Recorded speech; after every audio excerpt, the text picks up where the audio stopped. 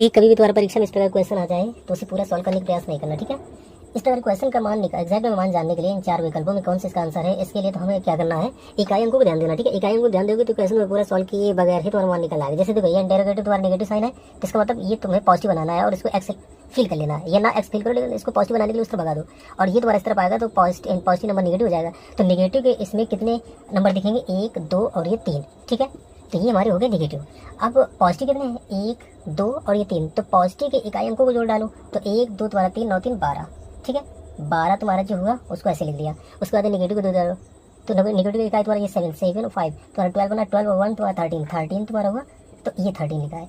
तो इकाई अंक को हम लोग क्या करते हैं, घटाएंगे। तो ये छोटा तो इसी कैरी ले लेगा, तो ये तुम्हारा टोटल 12, ठीक है। 12 में 3 गया तो तुम्हारा ये 9 मिल गया। अब देखो इसमें 9 इकाई अंक किसका है, इसका है। तो ये तुम्हारा आंसर एक झटके में मिल जाएगा। यहाँ लिखने में थोड़ा टाइम लगा है, लेकिन आप लोग जब दिमाग में कैलकुलेशन करोगे तुरंत इसका मान मिल जाएगा। चार विकल्पों में से आपका कौन सा सही है, ये बिना पूरा सॉल्व किए आपका मान बन जाएगा, ठीक है।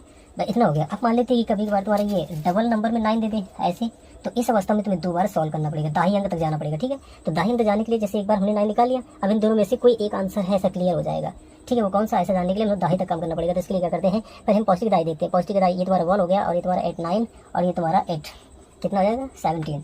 तो 17 जो हमारा 17 हुआ, ठीक, उसको एक लिख दिया। अब तुम्हारा नेगेटिव देखते हैं, तो 2 तुम्हारा 2 2 0 2 और तुम्हारा ये 9 11 बनाएगा, ठीक है। तो 11 जो अपना बना, अब चूंकि ये इसमें घट चुका था तो इसका नेगेटिव का अभी पोर्शन यहाँ बाकी है, तो इसमें नेगेटिव वाले पोर्शन में ऐड करेंगे तो तुम्हारा ये 12 बन जाएगा, और 12 बन जाएगा। और ये हमारा 17 जो है ना, इसमें हम घटाएंगे तो तुम्हारा 7 में तुम्हारा 2 जाएगा तो बचेगा 5। तो लास्ट अब देखो ये तुम्हारा लास्ट है, मतलब ऐसे आओगे तुम्हारा 9 5 देखो किस में है, तो 9 5 इन दोनों में से इसमें है, तो इसका मतलब एग्जैक्ट तुम्हारा ये आंसर है। तो मतलब ये हो गया कि तुम्हारी यहाँ डायरेक्टली बिना कुछ किए आंसर निकल आया करते हैं।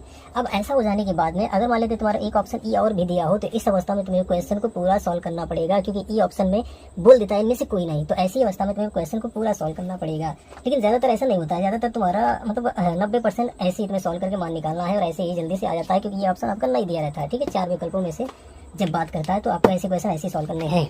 वीडियो पसंद आए चैनल को सब्सक्राइब अवश्य करें। धन्यवाद।